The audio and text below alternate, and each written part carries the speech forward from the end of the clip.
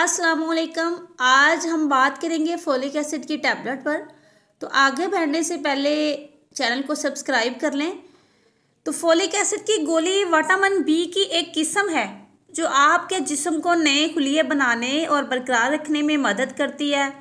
हमल के दौरान अगर फोलिक एसिड का इस्तेमाल किया जाए तो ये संगीन पैदाइशी नकाइस को रोकने में मदद करती है। फोलिक एसिड डिप्रेशन के मरीजों में सोचने की सलाहियत को बेहतर करती है। इससे साबित हो रहा है कि फोलिक एसिड डिप्रेशन के मरीज भी यूज़ करें। फोलिक एसिड टैबलेट 5 mg दिन में एक बार ली जा सकती है। ये बच्चे भी ले सकते हैं, बड़े भी ले सकते हैं। शीरख्वार बच्चे नहीं ले सकते। फोलिक एसिड की 5 mg की गोली न्यूरल ट्यूब डिफेक्ट को रोकने में हमल में दी जाती है। आप लोगों ने सुना होगा कि नॉर्मल डिलीवरी में वो कमर के ऊपर किसी बच्चे के फोड़ा, तो वही न्यूरल ट्यूब डिफेक्ट है जो कि फोलिक एसिड की टैबलेट यूज़ ना करने की वजह से होती हैं। ये फ्लैट पर मुश्तमिल है। ये जिस्म को सेहतमंद खुलियात, ख़ास तौर पर खून के सुरख खुलियात बनाने में मदद करता है।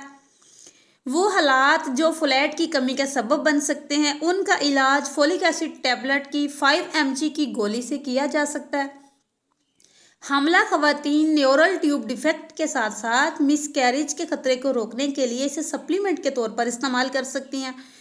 तो जैसे ही आपको हमल हुआ, आपने फोलिक एसिड की टैबलेट शुरू कर दें, या फिर हमल का अगर प्लान कर रहे हैं तो भी फोलिक एसिड की टैबलेट शुरू कर दें।